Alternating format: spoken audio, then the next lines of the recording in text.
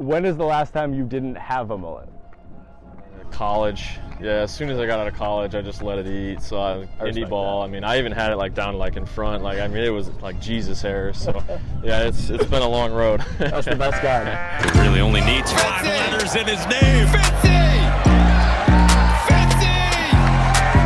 Oh my God, to the street, Fitzy! He's Ryan Fitzgerald. I'm Cooper Boardman. It's been a heck of a year, obviously, for you. Can you take me through, like, what has this been like for you since the start of February to now? Yeah, I've said to a lot of people, you know, it's not too unexpected for me.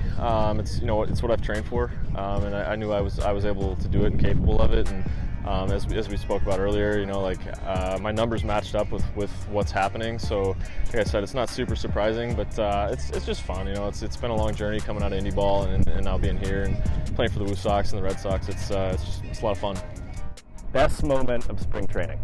Best moment of spring training, ooh. Probably the best moment was when Kike gave me his cleats. Yeah, he saw that I was running low on cleats, so he's like, hey, come over here. And he actually gave me a pair. I was like, oh, sick, man. I started walking away, and he's like, no, come back. And he just like stacked like another like 6 pairs, and I walked away with that. So that was probably the coolest moment for me.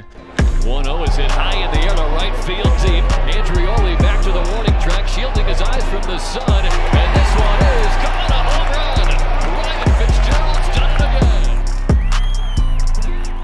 I listen to you talk, and obviously like big into the analytics and all of that, but I listen to you talk about like you knew this was possible based on the work that you've done, and as you said to me, it's science. Like, how do you characterize that? It's science. Yeah, I mean, you look at what the elite players are doing in this game, and if you can try to match that, and you know, we know what numbers they have, and you know how fast they swing a bat, and what kind of force they're putting into the ground, and you know the size and the weights of the bat they're swinging, and that's what I trained with. You know, I was like, okay, these are the numbers of the elites, and how can I match those numbers? So if I could do that, which I did, I was like, I'm gonna have a good shot at being able to be an elite player. So if you could go back to Ryan Fitzgerald at Creighton and like shake him, would you say like, dude, hit differently? I'd probably tell him to transfer if I was him. But I would definitely try to get him on a bat speed program for starters, and probably even try to get him to swing like a 34-inch bat. You know, I was swinging a 33-30 at the time.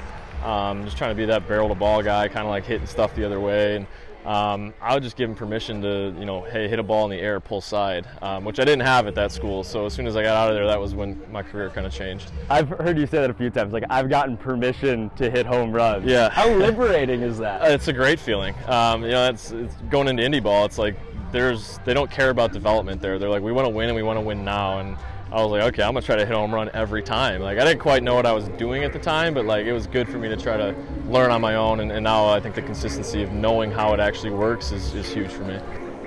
And Fitzgerald sends one out to deep center field. Quinn going back onto the warning track at the wall, and he can't get it, and hits off the bottom of the wall. Sanchez had to make sure that ball wasn't caught, but he's gonna come around to score anyway, and Ryan Fitzgerald gets to third base. So when exactly and what exactly was the moment where you said, I'm going to hit different? Yeah, so, well, 2017 was my first year in indie ball, and I knew I had to do something different, and like I said, I tried to hit home runs. I didn't know, like, what it was going to look like, how I was going to do it, like, what was the swing going to look like? I had no idea. I didn't know what a metric was. I didn't know any of that. And I met a couple guys after the 2017 season, Devin DeYoung and Ryan Johansson, and they're both coaches with the White Sox, and they were the ones that basically told me, like, hey, like, it's okay to try to hit a home run, pull side every time, and here's how you can do it. And I was like, all right, I'm all in. Let's get to it. So, I mewe got into the technology with, you know, blast motion, Rapsodo, motion capture on my body to see how body parts are moving, force plates on the ground. And I started chasing those numbers and trying to get my body to move like the elite players move. I love hearing you talk about it because it's like once you it sounds like once the aha moment happened, you were confident that it was going to work for you. Where does that confidence come from exactly? I mean, whether it's right or wrong, I'm convicted completely on it, and I'm willing to die on my own sword if I have to, and I can at least put my head on the pillow at night and know that I did everything I could.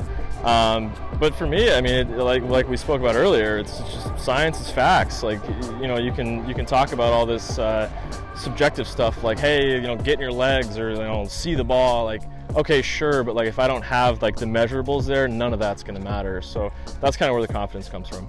Awesome. Ryan Fitzgerald, thanks. Yep, definitely.